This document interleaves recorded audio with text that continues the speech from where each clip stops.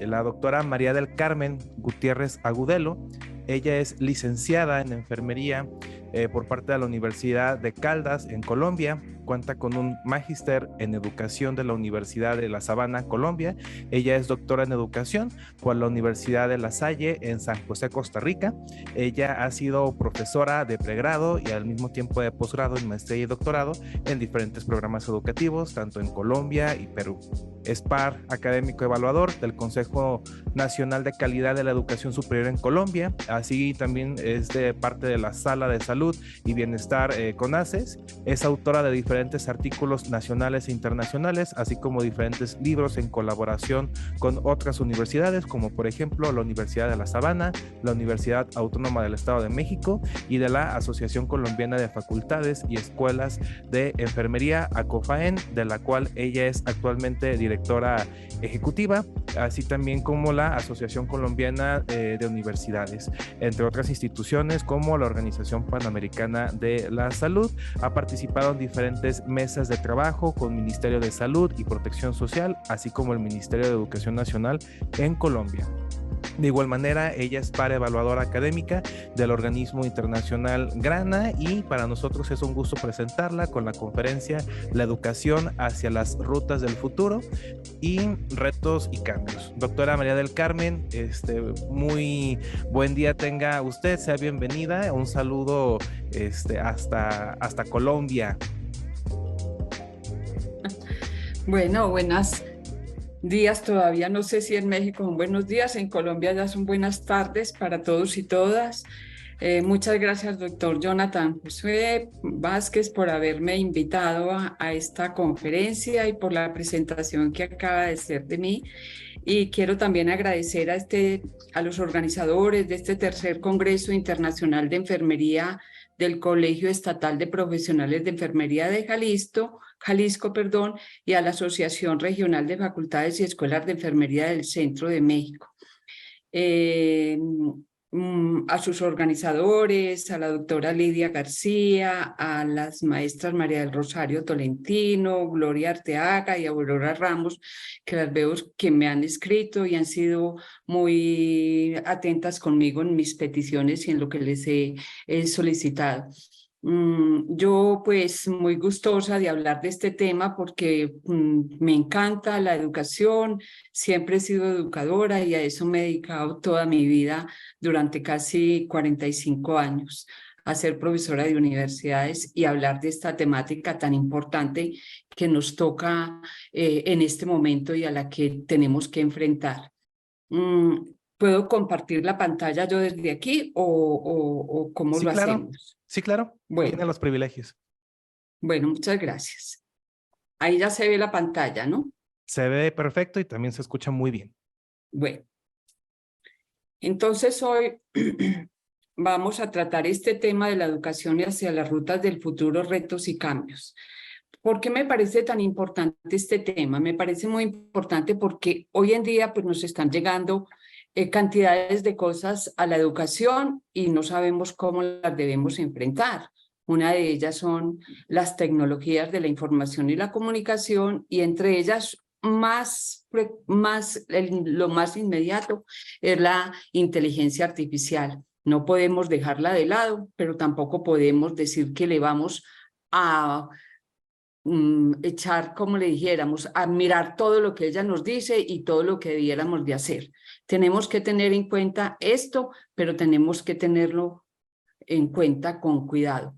Y a todos los cambios ecológicos, ambientales, mundiales, de enfermedades, de guerras y de todo, porque eso influye en la educación y en la preparación de nuestros futuros profesionales en cualquiera de las disciplinas a las que nosotros estemos enseñando o dirigiendo o en las mismas casas de nosotros, a nuestros hijos, a nuestros nietos, porque esta educación tiene que cambiar hacia otras rutas y hacia otros cambios que con inmediatez nos están abordando.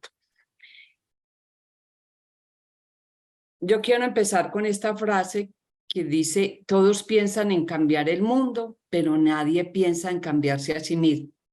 Usted ve todos los gobiernos, las políticas que trazan en relación a la educación y dicen, cambiemos la educación, cambiemos las tecnologías, cambiemos nuestra forma de gobernar, pero nadie piensa en cambiarse a sí mismo. Y yo creo que todo comienza es en el cambio que yo como persona o como sujeto hago de mí misma para poder convertir ese cambio mío en cambiar lo de los demás y lo que está en mi contorno o mi contexto.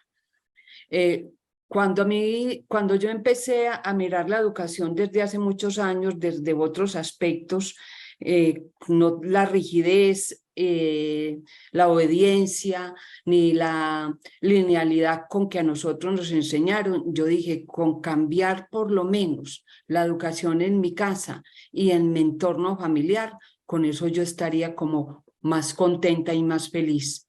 Pero ahora pienso que ese cambio no debe ser solamente en mi contorno inmediato, sino que lo tenemos que hacer en cualquiera de los sitios o contextos donde yo esté interactuando. Por eso, esta frase nos cae muy bien. Tenemos que pensar en nuestro propio cambio, pero también debemos pensar en el cambio de nuestro contexto, nuestro alrededor, y nuestro contexto es donde yo trabajo, donde yo interactúo. Frase que nos viene muy bien en este momento. La educación emergente, entonces, actualmente, ¿qué requiere ante estos cambios? Requiere una transcomplejidad en la educación. Y cuando yo hablo de esta transcomplejidad en la educación, estoy hablando de una cosa importante que es los sistemas complejos de los que nos habla Morín. Y él nos dice, cuando habla de esa complejidad, nos dice que uno debe unir el principio y el fin, no dividir las partes. Si yo uno el principio y el fin, estoy entrelazando. Por eso yo aquí propongo una escuela de la pregunta y una escuela de la respuesta. En esa escuela de la respuesta, que era lo que tradicionalmente nosotros teníamos, estaba lo que era que me preguntaban y si dejaba que me preguntaran, pero yo respondía sin saber qué era lo que realmente necesitaba ese aprendiz o ese estudiante. Entonces, por eso se convirtió en esa escuela de la respuesta, en esa escuela conductista tradicional que tuvimos en el siglo pasado y que aún nosotros la encontramos en algunas instituciones. Pero la escuela de la pregunta, ¿a qué se enfocaría? Se enfocaría entonces a el interés, la necesidad, la inquietud, la idea que trae ese aprendiz cuando llega a la escuela, porque trae unos conocimientos y unos saberes previos que ha venido construyendo en su experiencia y en su vivencia de vida, que ahí es donde se construye ese saber. ¿A qué viene entonces ese aprendiz, estudiante o alumno a la escuela? A complementar ese aprendizaje para transformar ese entorno donde él va a interactuar. Entonces, por eso no podemos desperdiciar la pregunta y la respuesta, mirada desde esa transcomplejidad, mirada desde el unir y entrelazar esa idea o saber previo que trae ese aprendiz con la respuesta que va a encontrar con todos los participantes en ese acto educativo o en esa mediación pedagógica. Por eso, entonces, aquí hablamos de una cosa importante que es el religar. ¿Y qué es el religar? El religar es aprender, desaprender y volver a aprender. Eso es lo que nos dicen los famosos pedagogos Maturana y el mismo Morín cuando hablan del religar. ¿Traducido en qué? En una autopoiesis que dice que yo desde mi fondo o cada ser humano produce esa creación, innovación en ese saber. Y ahí está entonces esa transcomplejidad en la educación. Nosotros entonces en esa escuela o institución donde nosotros aprendimos, digamos, a leer, a escribir las matemáticas y después fuimos, aquí se llamaba el colegio, allá todavía sigue siendo escuela, o a la universidad, y nosotros no nos enseñaron a nadar, nos enseñaron a darnos por cucharadas todo lo que nosotros aprendimos. Siempre fue una cucharada. Cuando el niño empezó a gatear, siempre le dimos la cucharada, el biberón, pero no le enseñamos a nadar, inclusive no le enseñamos a gatear. Él lo aprendió por sí solo, viendo o imitando o mirando cuáles eran los medios para él poder prenderse de algo y poder empezar a caminar. Entonces esa escuela tradicional antigua debe pasar a que nos enseñen a nadar, y por eso la traigo aquí, de la centralidad de la información y del conocimiento que posee la escuela, la institución, se debe pasar a la centralidad de la persona y al desarrollo de sus potencialidades. Debemos pensar en eso, en qué es la persona y cómo le voy a desarrollar esas potencialidades. Nosotros, si recordamos, la educación viene de una palabra latina que dice educatio. Y esa palabra educatio se traduce en dos palabras que son educere y educare. Educere es sacar del alumno esas potencialidades, extraer esas riquezas que él trae, y en el educare yo lo alimento y lo nutro entre todos para construcción de ese aprendizaje que él quiere en esa escuela, en esa institución o en esa disciplina a la cual está asistiendo. Por eso entonces desarrollemos sus potencialidades. El rol del maestro mediador debe pasar de una enseñanza de contenidos a un desarrollo de competencias para enfrentar los asuntos desconocidos. Y cuando yo hablo aquí del desarrollo de competencias, no es para que compita, sino para esas competencias que debe enfrentar él en esos entornos donde él va a trabajar, donde él va a laborar o donde va a actuar, que son desconocidos para él en ese momento y donde va a enfrentar múltiples problemas a los cuales debe buscar soluciones. Entonces, aquí nos cambiaría ese rol de maestro por un maestro mediador, un maestro asesor o un maestro guía. La acumulación de la información en el cerebro no es el éxito. A uno le decían, repita lo que dice el texto en tal parte, o repita lo que usted vio ayer en la clase, o repita esta fórmula. Eso no sirve para nada, esa información que el cerebro ha acumulado. Nos pueden servir en ciertos instantes de nuestra vida para traer esos recuerdos, pero no una información que está cambiando constantemente.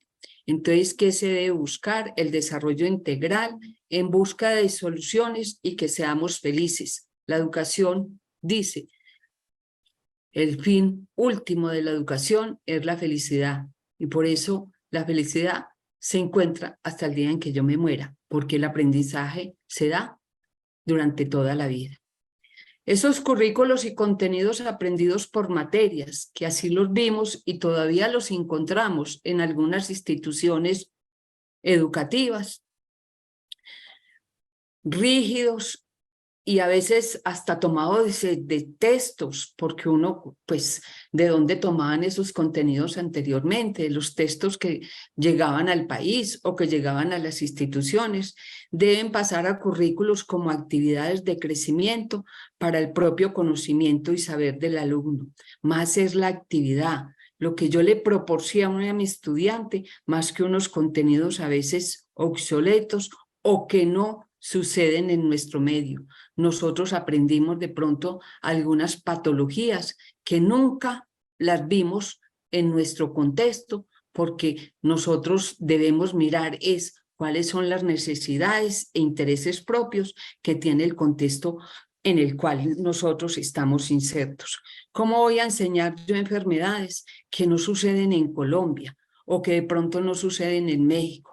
Debemos preparar al estudiante para esas cosas locales, regionales, no que no veamos lo global. Tenemos que ver lo global porque lo global también nos está trayendo a nosotros necesidades de aprendizaje, pero no tan puntuales como lo es la necesidad del contexto o lo que yo tengo en mi medio. La evaluación mediante exámenes para comprobar conocimientos. A nosotros nos hacían exámenes de memoria, Nunca nos hicieron exámenes de comprensión ni de lo que sabe hacer un estudiante en su contexto. Siempre fue exámenes repetitivos, siempre fue el quiz o ese test o ese cuestionario que nos hacían a veces con preguntas incorrectas, sin poderle siquiera preguntar a nuestro profesor qué era lo que quería que nosotros escribiéramos ahí en esa pregunta. Por ejemplo, hay preguntas tan simples como estas. ¿Dónde nació Simón Bolívar? Y yo le puedo decir, en la cama, en un testero o en Caracas. Y él me decía, no, es que usted tenía que poner la ciudad. Él no me estaba preguntando la ciudad, sino dónde nació. Esos son los exámenes que nosotros debemos corregir, porque debemos empezar a mirar exámenes donde él resuelva problemas, donde él ponga sus experiencias, donde él vea sus vivencias, sus propias vivencias. Hoy en día en Colombia ya no se está mirando eso como una evaluación, sino como un resultado de aprendizaje, es decir, como un indicador de lo que él logró en esas competencias que se pusieron en ese programa o en esa asignatura X para salir a trabajar en un contexto determinado. Entonces miremos que hay que pasar entonces y dejar atrás esto que les estoy mostrando para pasar a nadar en un espacio donde va a venir la incertidumbre, el caos, pero de esa incertidumbre y el caos es que yo voy a construir ese saber.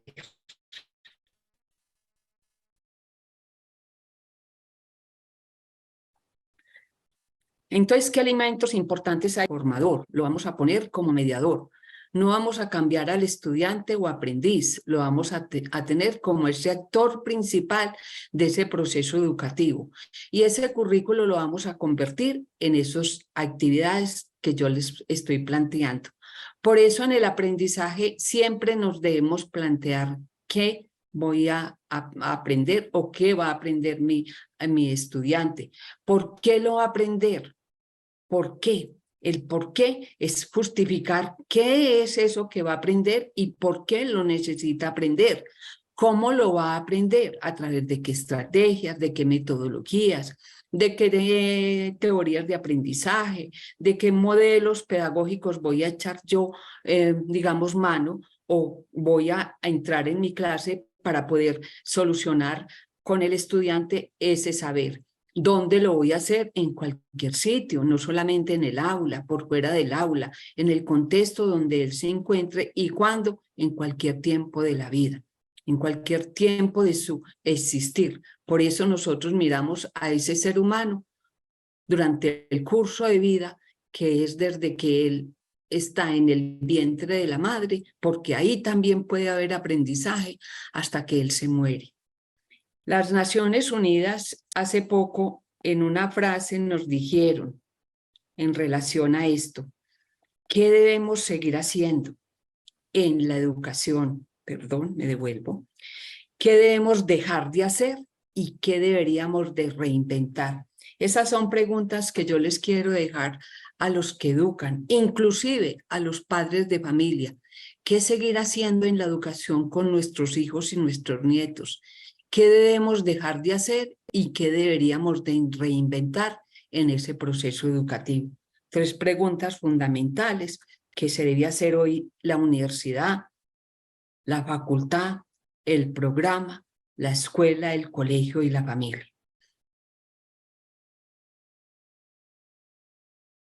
Y que debemos enfrentar. Nosotros hoy en día estamos teniendo unos retos o cambios a los que debemos nosotros enfocarnos y orientar nuestra educación. Estimular el desarrollo de habilidades socioemocionales. Las emociones influyen en el aprendizaje. Hay emociones positivas y hay emociones negativas. ¿Cómo nosotros desarrollamos esas habilidades de comunicación, de diálogo, de sentimientos y de emociones y de empatías que deben establecerse entre el aprendiz, los compañeros y el profesor o mediador? Mirar entonces esas habilidades socioemocionales, cómo se desarrollan en nuestra clase para nosotros poder tener un buen aprendizaje. Educar personas para la vida en sociedad, no solo profesionales. A veces nosotros enfocamos nuestra educación solamente en lo disciplinar y profesional de ese estudiante que queremos sacar después de formado para que interactúe en una sociedad.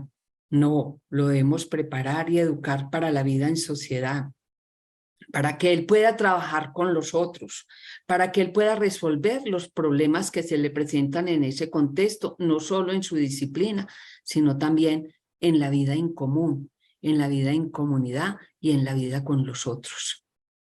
Identificar y diseñar el tipo de educación para el futuro. A eso es que nos debemos dedicar. ¿A qué tipo de educación nos está diciendo el futuro? No podemos olvidar la tecnología porque está aquí.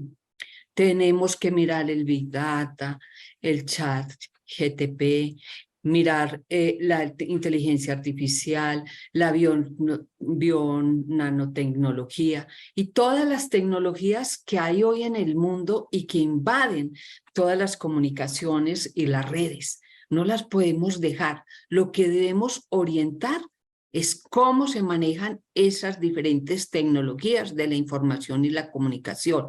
Por eso aquí nosotros vamos a ver una palabra, hacer uso de la mejor tecnología. ¿Cómo hacemos uso de la mejor tecnología? Enseñándole al estudiante o al aprendiz cómo maneja esa tecnología. Ya hemos oído que en algunos países del mundo están impidiendo que entren los niños los teléfonos y las tablets a la clase, porque se convirtió que la clase o el encuentro en el aula era solamente a través de la tecnología que el niño traía. No estaban aprendiendo a mirarse a los ojos, a identificarse, a mirar qué le pasaba al otro en sus sentimientos, en sus expresiones, a tener empatía, que es el desarrollo de esas habilidades socioemocionales, por estar a toda hora mirando un computador o un teléfono o trabajando en las redes. Por eso creo que han vuelto a los textos y los textos hoy en día ya no están en las bibliotecas y si están son muy escasos porque todo está en la red, todo está en el Google Drive, todo está en otras bibliotecas virtuales donde los podemos encontrar. No, hay que enseñarle al alumno que también eso está escrito y que él lo lea y que él sepa cómo lo interpreta, porque las interpretaciones que nos dan las tecnologías a veces no son las verdaderas. Yo una vez me puse con una estudiante a que buscara algo referente a un tema y no lo encontró y le dije, mire, es que la tecnología no nos trae todo, hay que buscar esas experiencias y vivencias en otro sitio.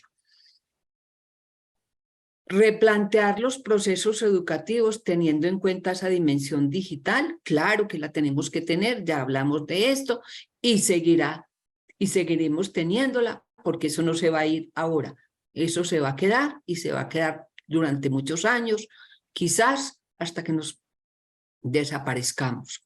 Abordar la modalidad del estudio híbrido, no solamente en el aula, hay otros medios donde el estudiante puede estudiar, en un teatro, en un concierto, en una biblioteca, en un museo, en la calle, en un espectáculo. Por eso nosotros hablaríamos de aprendizajes por retos, por proyectos, por servicios, por indagación, por experiencias, por muchas clases de aprendizaje que se pueden abordar en ese estudio híbrido. Desarrollar modelos equitativos e inclusivos. Qué importante esto. La educación, pues, tiene que ser hoy en día equitativa e inclusiva, no exclusiva. Tenemos que incluir a todas aquellas personas, aun que tengan alguna discapacidad física o neurológica, porque hoy en día tenemos que adaptar nuestros contextos y nuestros modelos educativos a todo tipo de estudiante que nos llegue al aula. Y ser equitativos, justos y equitativos. Una de nuestras responsabilidades y nuestros valores es la justicia y la equidad con que nosotros tratemos a los demás. Y como les decía ahora, educar para la incertidumbre, para el caos, aquello que se nos puede avecinar, que no lo sabemos, pero que lo podemos encontrar en nuestro contexto. A nosotros, cuando nos educaban, nos decían, esto es lo que usted va a encontrar, y eso no lo encontrábamos. Nosotros tuvimos que enfrentar muchas situaciones para las que nos prepararon, que si nosotros no nos hubieran desarrollado ese pensamiento y ese lenguaje, quizás hubiéramos fracasado como profesionales, porque nuestro pensamiento, cuando yo lo estimulo y lo desarrollo, me permite a mí pensar en esa situación en la que estoy enfrentando y a la que no me dieron en mi formación elementos, pero que de pronto yo pensando encontrar otros recursos para resolverlos. Entonces, otro aspecto muy importante a tener en cuenta. Mirar el arte y la convivencia con el medio ambiente.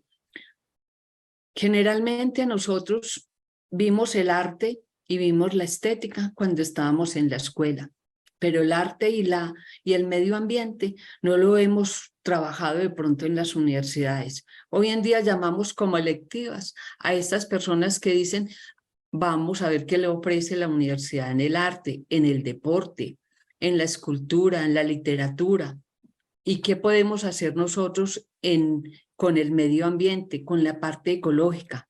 Pero no hemos trabajado todavía ese medio ambiente tan profundamente en nuestra enseñanza, y por eso vemos todos estos cambios, accidentes que se están ocurriendo en el mundo a través del medio ambiente. Estos calores que se están presentando aún en épocas de frío. Yo sé que allá en este momento ustedes estaban en el verano, pero ha habido calores hasta de 40 y 50 grados en algunas partes del mundo que están impidiendo y están ocasionando muchas muertes. ¿Por qué? Porque no enseñamos al estudiante a que trabajara ese medio ambiente, esa pedagogía o ecopedagogía de la que han hablado algunos pedagogos. Incluir en la educación no formal, incluir la educación no formal en la educación integral. Esa educación no formal de la que hablamos a veces, que se hace a través de una cartilla, a través de una educación ocasional, a través de un radio o a través de un programa de televisión, en la educación integral. ¿Por qué? Porque ahí simplemente en esa educación lo que dábamos era un contenido. Modificar las enseñanzas desde la tecnología y hablar de un enfoque inter y multidisciplinario. La educación no puede ser solamente disciplinar. Tenemos que mirar esa educación interprofesional de la que nos ha venido hablando muchísimas veces, por ejemplo, la Organización Mundial de la Salud o la Organización Panamericana de la Salud, en que la educación tiene que ser con otros y otras de otras disciplinas, porque entre todos podemos buscar soluciones a los problemas propios de mi disciplina, pero a los problemas también de esa disciplina, y nosotros a veces no lo hacemos. Y lo digo, en mi país a veces eso no se hace, y no se hace porque decimos, este estudiante no necesita trabajar en ese otro contexto, por ejemplo, con un administrador de empresas, por ejemplo, con un ingeniero, por ejemplo, con un contador, cuando es necesario a veces incluir a esas personas dentro de nuestro proceso de formación. Promover la confianza y la motivación en el aprendiz es quizás uno de los principales cosas que debemos enfrentar. Hoy en día los estudiantes no están motivados a llegar a un programa de 4 o 5 años, están motivados a ir a hacer una tecnología que les permita un trabajo frecuente, próximo y que les pueda dar dinero. Por eso, por ejemplo, tenemos los que hacen YouTuber o esas otras personas que a través de programas tecnológicos pueden conseguir un trabajo. Eso es lo que están motivados hoy en día los estudiantes, pero hay que motivarlos a que vayan a la universidad, a que experimenten otros espacios y otros problemas. Modificar los procesos evaluativos, ya venimos hablando, y fortalecer la comunicación entre padres y escuelas. Las universidades hoy en día han pensado que es muy importante incluir a los padres en la educación de los hijos. Por eso, algunas universidades tienen esas reuniones con padres para conocer esas experiencias que tienen los hijos en la casa y poder con ellas trabajar. Es muy importante. Los padres han estado muy alejados de la escuela. Solamente en la pandemia tomaron ese papel protagónico que deben tener, que lo hicieron porque los hijos estaban en las casas y no les quedó otro remedio, digámosle de esa manera, para empezar a mirar qué era lo que su hijo aprendía, cuáles eran sus tareas. Y sufrieron, claro que sufrieron, pero aprendieron con ellos. Entonces, cosas muy importantes a tener en cuenta hoy en día. Entonces, nos habla también la educación de unos principios que debemos enfrentar hoy en día. Y habla de estos 14 principios en esta nueva era. Educar para la incertidumbre y la complejidad. Por eso debemos interrogar de forma permanente a la realidad de cada día, para inculcar esas respuestas, para buscar soluciones a los problemas. Cuando yo voy a una clase, no debo llevar una cosa preparada, debo llevar unos interrogantes y permitirle al estudiante cuáles son sus interrogantes referentes a ese tema para buscar un aprendizaje conjunto y una solución. Educar para la expresión. Sin expresión no hay educación. La capacidad de expresarse es una conquista. El lenguaje es fundamental en la educación. El diálogo que yo tengo con el otro es primordial, pero expresarse en educación es enseñarle al otro a hablar en ese lenguaje propio que nos da la educación, no en lo técnico y científico, sino en lo cultural propio de nuestro acervo que lo tenemos en nuestra región y en nuestro contexto. Educar para apropiarse de la historia y la cultura del aquí y el ahora. En esa construcción de ese conocimiento hay que mirar y ofrecer diferentes caminos. La historia la hemos perdido y la cultura sí que más. Aquí hoy en día se acaba de morir nuestro principal pintor en Colombia y quizás en el mundo, que fue el maestro Botero.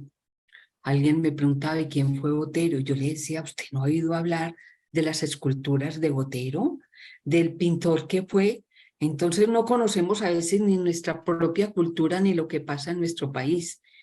Hay que enseñarles eso y hay que enseñar de la historia del mundo. A veces es importante decirles qué está sucediendo hoy en el mundo, qué pasa en ese país, qué le pasó a Marruecos con el terremoto, qué le pasó a Siria ahora, o a Líbano, perdón, con esas inundaciones. Fijémonos en esa historia y en esa cultura.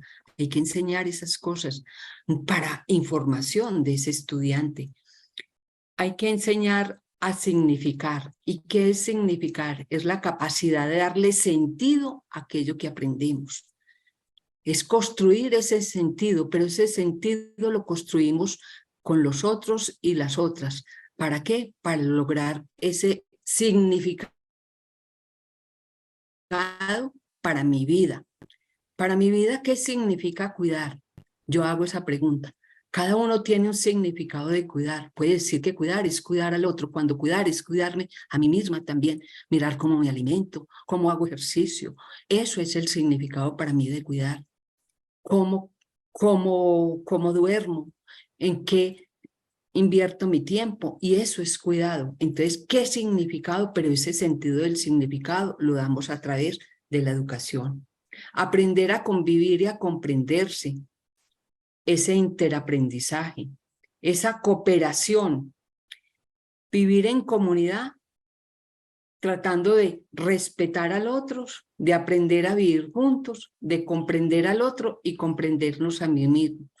Una de las metas de las que nos habla Gardner en las inteligencias múltiples era la ética, y la ética es buscar el bien del otro más que el bien propio e individual. Por eso hablamos también de educar para el respeto, la comprensión, el reconocimiento, como alguien igual a mí y en quien confiar. Es comprender al otro y es desde ahí facilitar que sean lo que son. No es la competencia, no soy yo solo el que aprendo, es lo que aprenden también los otros conmigo y lo que yo aprendo de ellos.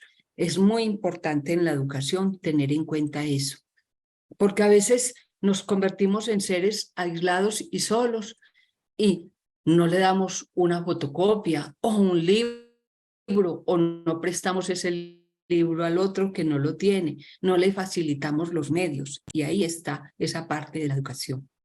Es educar en el cuidado, en la compasión y en la responsabilidad. Es ser sensible, amable, conectado con los otros, es el trabajo de la educación, es el análisis y comprensión de esa realidad. Y es educar para desarrollar los sentidos, es decir, la sensibilidad. Ha sido desterrada de la rutina productiva del saber qué oigo, qué siento, qué veo. Y eso es lo que enseñamos nosotros con las rutinas de pensamiento, qué está viendo, qué está oyendo, qué está tocando, de qué distingue usted en ese cuadro, porque esos colores que se utilizaron, eso es básico hoy en día en ese saber cómo utilizo esas rutinas de pensamiento que hay como 20, 50 o muchas más rutinas para uno enseñarle a pensar a las personas y para desarrollarle esos sentidos. Aprender a comunicarnos, a escuchar, ya lo dijimos, las conversaciones, educar para la solidaridad. ¿Cómo no voy a tener solidaridad con el otro mirando a ese ser humano qué le sucede? No soy ajeno al sufrimiento del otro y a lo que le esté pasando. Educar para la curiosidad, el placer de aprender. Y educación, debe haber gozo, debe haber también risa, debe haber también felicidad, debe también haber expansión. No simplemente es el aula adentro, también la podemos hacer afuera. Y la podemos hacer a través de otros medios, a través del juego, a través de otros elementos que podamos utilizar para que haya gozo en la vida y no haya desmotivación dentro del aula. Entonces, miremos que esas pedagogías de las que estamos hablando nos dicen a nosotros que hay que no tener resistencia a ese cambio, que esas pedagogías emergentes, que pueden ser de dos maneras diferentes o resultados diferentes, pueden surgir y pueden llevar a cabo una tarea, ya sea a la derecha o a la izquierda. A veces nosotros queremos partir el mundo y decir solamente voy a mirar la derecha o no voy a mirar la izquierda. En nuestros gobiernos sucede mucho eso, la derecha y la izquierda, y eso lo tenemos que aprender. No podemos dividir. No podemos, tenemos que mirarlas todas, porque todas son importantes. No las podemos decir, aquí está el conductismo, pero aquí está el cognitivismo, aquí está la pedagogía constructivista o la pedagogía sociocrítica, porque esas son las pedagogías emergentes. No, hay que mirarlas todas, porque todas son importantes. Y entonces, ¿por qué la educación es incapaz de cumplir su objetivo? Porque no estamos enseñando a los jóvenes lo que requieren.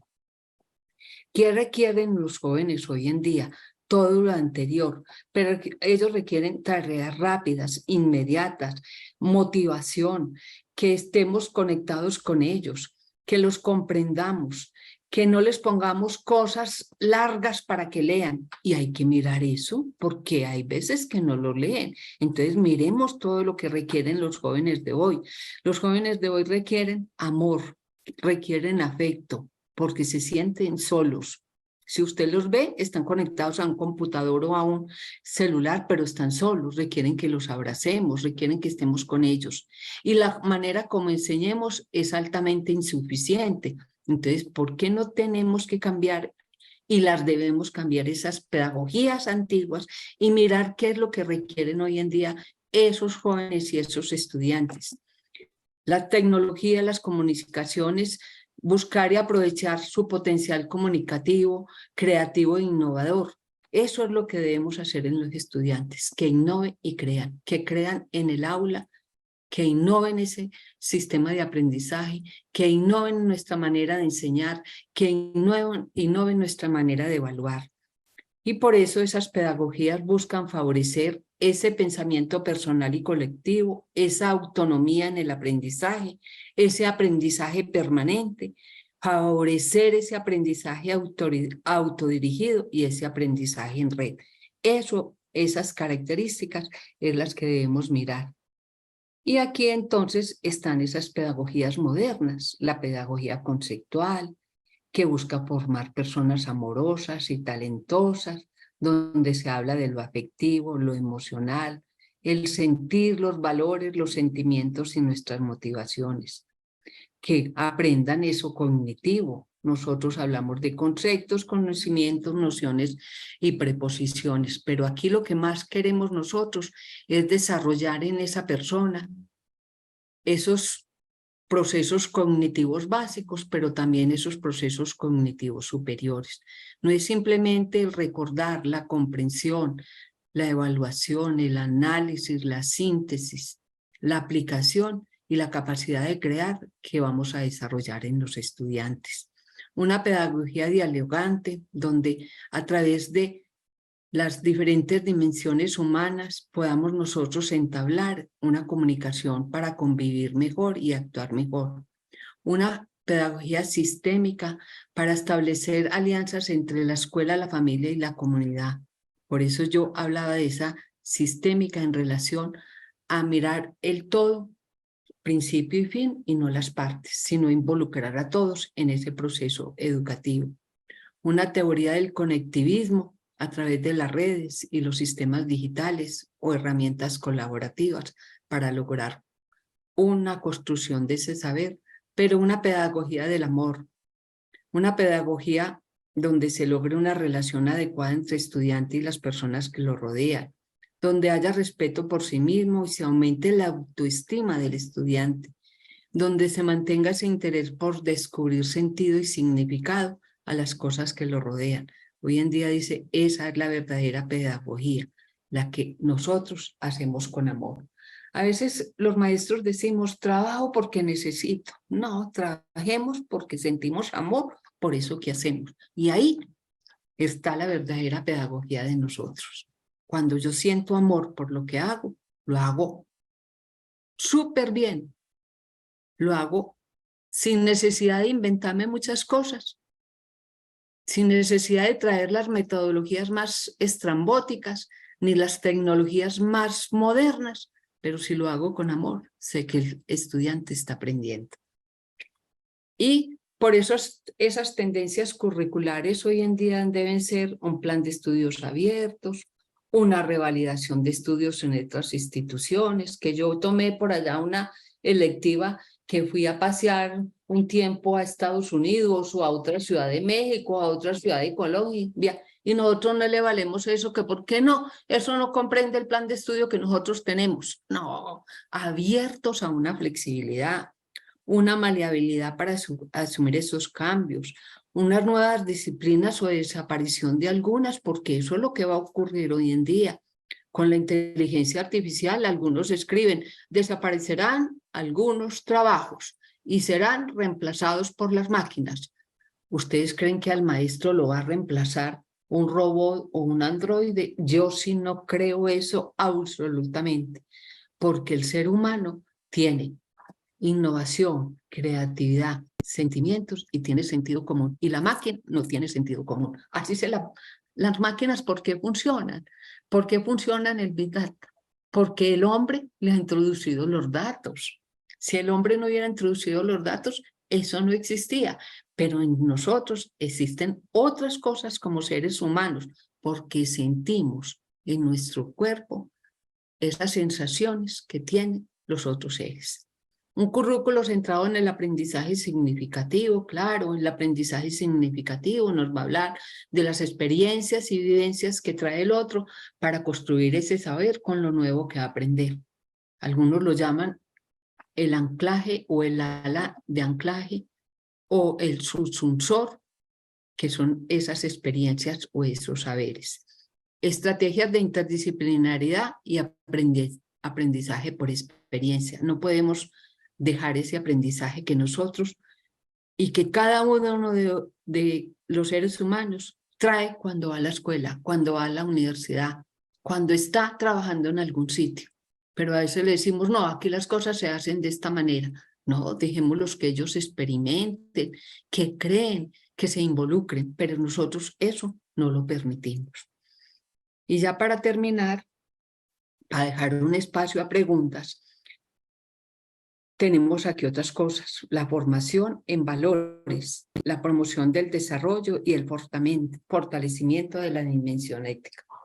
Hoy en día hay que hablar de ese respeto, de mirar al ser humano como un ser individual, como un ser único e irrepetible, como un respeto a la dignidad de esa persona, a esos valores que le formaron en la casa y que de pronto los complementamos nosotros en la escuela, a esa confidencialidad, confiabilidad, a esa equidad, a esa justicia, a esa responsabilidad. Yo me pongo a ver hoy en día, y qué pena ponerle a mi nieta, pero nos ha visto a nosotros que nos levantábamos, íbamos a trabajar, y hoy en día yo la veo levantarse a las 4 de la mañana en Colombia para salir de la casa a las 5 y poder llegar a su trabajo. Y yo digo, eso lo dio la educación. Y la educación es el ejemplo. Eso no se lo dio nadie, ni nadie la obliga, porque aquí ni siquiera le ponemos el reloj para que se despierte. Eso es formación, eso es fortalecimiento de esa dimensión ética que tiene que tener el maestro y que tiene que tener el aprendiz. Asunción de visiones inter y multidisciplinares, ya lo dijimos, es construir un nuevo mapa cognitivo común,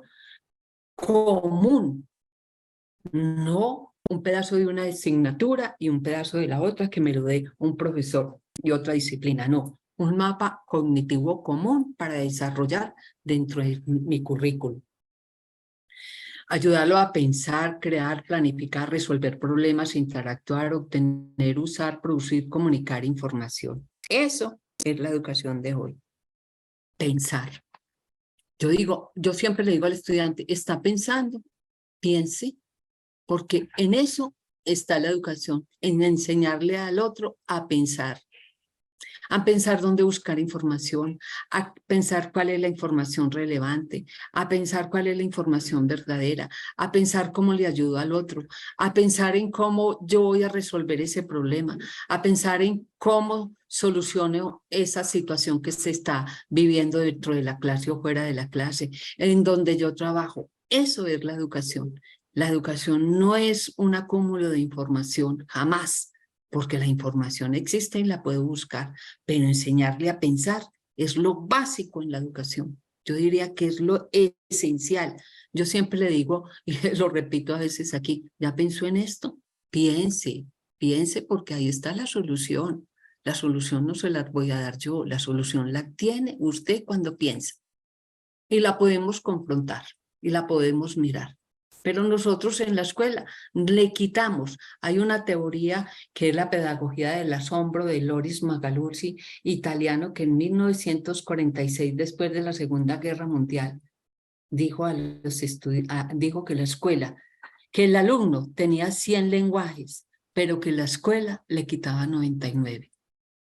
Y eso es verdad. ¿Por qué? Porque nosotros no los enseñamos a pensar. Solamente enseñábamos lo que nosotros queremos enseñar y lo que queremos que ellos sepan. No, abrámonos a que ellos piensen de otra manera, para que tomen otra visión inter, multi y transdisciplinares y puedan adoptar y hacer uso de esas tecnologías. Y yo creo que ya voy a terminar. O a elaborar currículos que incorporen pedagogías como proyectos, retos, servicio, indagaciones, experiencias, todo lo que ustedes se imaginen, todo lo imaginable. Incorporar ese currículo oculto al currículo en acción. Entonces nosotros decimos, ¿cuál es el currículo oculto? Y no sabemos a veces ni responder. Pues el currículo oculto lo tengo yo como profesor. El currículo en la acción es lo que yo le voy a dar de actividades, pero el oculto, ¿cuál es? Soy yo. Soy yo cuando digo, yo hago esto y pienso esto. Ese es mi currículo oculto, y el currículo oculto lo tiene también el alumno. Incorporemos la acción en esos procesos de enseñanza. Incorporemos esas reformas inclusivas, programas extramurales, políticas de extensión universitaria, proyectos de voluntariado. Miremos otras cosas en el estudiante y revisemos permanentemente ese perfil. Nosotros siempre decimos el perfil de formación que tiene mi programa. ¿Para qué? ¿Para qué estoy formando a esa persona? ¿Qué cambios continuos y vertiginosos se están dando, perdón, para yo cambiar ese perfil? Porque lo tengo que cambiar. No es un perfil único, no es un perfil obligatorio, es un perfil que merece cambio continuo y permanente durante ese proceso de formación, de acuerdo a esos cambios vertiginosos que se suceden en el mundo y en mi contexto. ¿Y cuáles son los avances de la ciencia y de la tecnología propia de mi disciplina o de otras disciplinas que yo debo estar incorporando en este momento en esos perfiles para poder sacar un egresado relevante para ese contexto donde va a interactuar? Creo que es esto lo que yo les traía hoy. Aquí unas herramientas que yo les dejo al final para mirar esos avances tecnológicos, esos entornos que hoy están sucediendo a nivel de las redes, que son esa telaraña invisible o visible, flexible o no invisible que tiene ese ser humano de comunicarse con cualquier punto del planeta. Ya seguramente nos llegarán a nosotros seres de otro planeta para que nos eduquen, posiblemente a lo que va el mundo. Que son sin costuras, miremos que el mundo es sin fronteras, que no hay geografías, que no hay distancias físicas, porque tenemos que acercar esas diferencias generacionales acompañadas de esos sentimientos, valores expresados en forma libre. A uno le dicen, oiga, ¿usted está estudiando tan vieja? Y yo le digo, no, uno estudia porque uno quiere hasta el último día de su vida aprender. Y a veces se estudia porque quiere personalmente hacer un aprendizaje. Y entonces miremos ese quinto poder de la comunicación en el Facebook, YouTube, Instagram, LinkedIn, Google, Twitter, Snapchat y en esas realidades virtuales hoy en día de realidad aumentada, del chat, del web, del Big Data, de la computación ubíquica, de la nube y todo eso que lo tenemos que incorporar porque esas son parte de las pedagogías emergentes. Pero ojo, yo siempre les digo, con cuidado, mirando hoy en día, si tenemos hijos, qué es lo que están haciendo por Instagram. Hemos visto que algunas cosas de las redes han producido en los jóvenes factores emocionales que los han llevado al suicidio. Entonces somos responsables nosotros como educadores de eso, de enseñarle al estudiante y de mirar qué es la red y qué es eso que nos está llegando, porque también está nuestra responsabilidad en esa educación. Aquí traigo una bibliografía de la que he tomado mucha parte de estas conferencias que estoy dando sobre la educación y este ha sido un reto para mí, mirar la educación desde otro punto de vista. Yo soy una persona que me gusta la innovación, que me gusta la creación y que en mis clases lo que hago es, a ver, usted qué trajo hoy, usted de qué quiere que hablemos, usted qué piensa, qué sucedió hoy aquí en Colombia, qué pasó ayer en las manifestaciones. Ah, no, profesor, es que yo no leí. ¿Cómo? ¿Usted entonces dónde vive? ¿En qué contexto está? No, el mundo hay que vivirlo y hay que mirar el contexto y hay que mirar lo que está pasando para mirar a ver hacia dónde va el futuro en la vida y el futuro en la educación. Esto era lo que yo quería hoy y voy a dejar este último espacio que faltan como unos 8 minutos por si hay alguna pregunta o alguna intervención de alguna de las personas que están. Voy a cerrar aquí, dejar de compartir. ¿Por qué me volvió ahora a abrir tan raro? Me volvió a abrir aquí. ¿Dónde la cierro para que me digan cómo la dejo de compartir? Aquí. Ahorita, Dejar ahorita de le compartir, ayudamos. Así es. ya apareció. Muchas gracias. Muchas Perfecto, gracias a pues, ustedes y pues ha sido un placer estar con ustedes y compartir todo esto que he venido leyendo últimamente de educación. estimada doctora María del Carmen, siempre es un gusto verle, es un gusto mayor también el escuchar su forma de pensar siempre cualquier tema desde una perspectiva muy humana. que evoca a mucha reflexión y pues es agradecerle que pese a su agenda directiva con Acofaen y otros proyectos y sus clases, se haga un espacio para participar de manera colaborativa en estos eventos a través de esas herramientas digitales. Como usted dijo, no, hoy ya no podemos decir que existen estas barreras, sino que hay que buscar la manera del cómo sí en lugar del cómo no, ¿verdad? Sí, Siempre es señor. agradecerle el hecho de que a través de su intervención, de su conferencia, nos transmita este mensaje de reflexión que estoy seguro que más de alguna de las personas, de nuestros asistentes, desde los diferentes roles que ejercemos, ya sea desde los estudiantes, los que trabajamos en la docencia, quienes están en la práctica clínica, nos deja muchos pensamientos al respecto, por ejemplo, lo que estamos haciendo fuera y dentro de nuestra labor. Usted nos estaba mencionando en sus últimas palabras de que debemos de entender el contexto que nos está pasando a nuestro alrededor, de la vida que nos rodea, y no solamente estar inmersos justamente como en una labor sin dejar de disfrutar la vida. Nos deja la reflexión sobre los nuevos principios para educar, que se considera desde una perspectiva dinámica, humanizada, y pensar no solamente en completar un desarrollo temático de las materias, sino entender, incorporar este contexto social, cultural, histórico, ver las necesidades colectivas individualizadas, pero sobre todo también trabajar fuertemente en lo que es la sobresignificación del aprendizaje y del por qué lo estamos haciendo. Es un gusto tenerla y me gustaría comentarle dos preguntas acerca sobre las temáticas.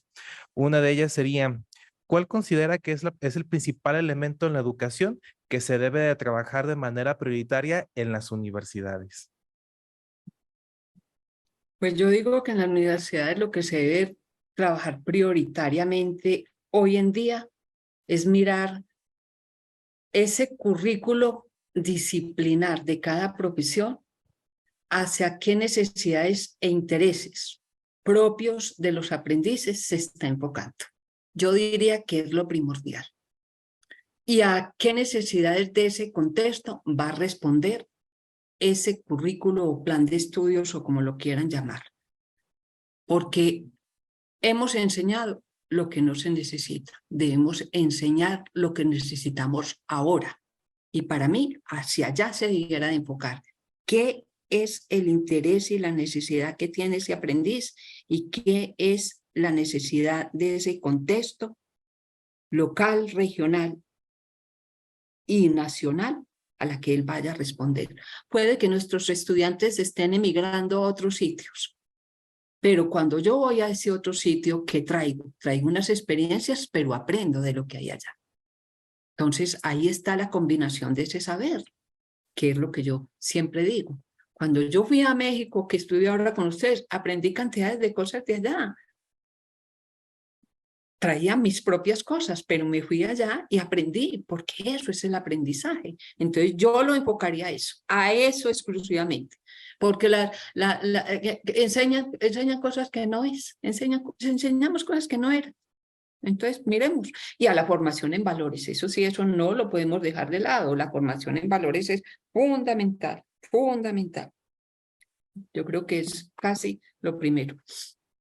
Sí, justo coincide con uno de los comentarios que realizaba el ponente anterior, el maestro Luis Fernando, que cuando nosotros estamos haciendo algo de manera tan rutinaria, en teoría, muchas veces el estarlo haciendo de una manera mecanizada, dejamos de aprender muchas cosas. Muchas Sí, cosas. sí, cierro el comentario con eso, enlazándolo con la conferencia pasada. La otra de las Pasadas. preguntas es, ¿puede hablarnos un poco más acerca sobre el currículum oculto que mencionaba? Sí, el currículo oculto no es un currículo que uno diga que ahí está el contenido. El currículo oculto es mi ejemplo, es mi intención, es mi sentido que yo le doy a la educación. Ahí está ese currículo oculto. ¿Cuál es mi intención mía como profesor? Eso está oculto en mí, pero ¿cómo lo expreso?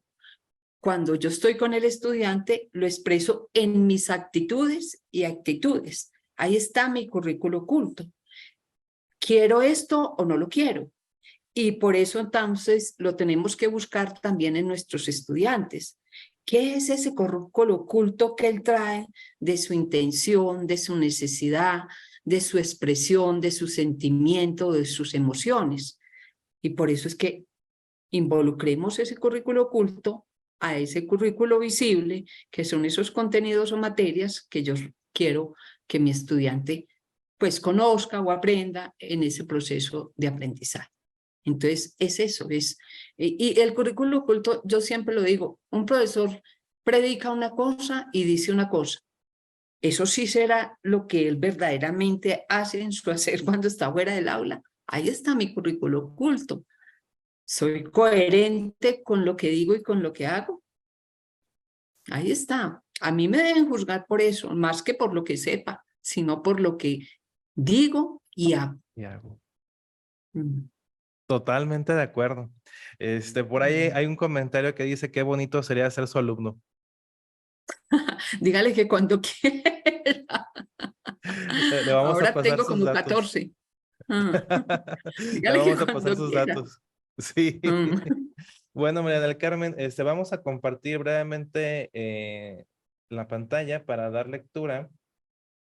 Muy bien, bueno, dice, en el tercer Congreso Internacional de Enfermería, organizado por el Colegio Estatal de Profesionales de Enfermería de Jalisco, AC, en conjunto con la Asociación Regional de Facultades y Escuelas de Enfermería del Centro, otorga la presente constancia a María del Carmen Gutiérrez Agudelo por su participación como ponente en este tercer Congreso Internacional de Enfermería, el cuidado de enfermería para la salud global, con la conferencia La educación hacia las rutas del futuro, retos y cambios, impartida el 28 de septiembre del 2023. Firma la vicepresidenta del COLENFAJAL, la presidenta de la ARFEC, María del Rosario Tolentino Ferrell, y su servidor, que en breve le estaremos haciendo llegar a través del correo electrónico, mi estimada doctora. Bueno, muchas gracias, doctor Jonathan, a la doctora Livia y a Gloria, a María del Rosario Tolentino. Muchas gracias por haberme invitado y por aquí a la orden cuando quieran venir a Colombia, con mucho gusto. Muchísimas gracias, doctora.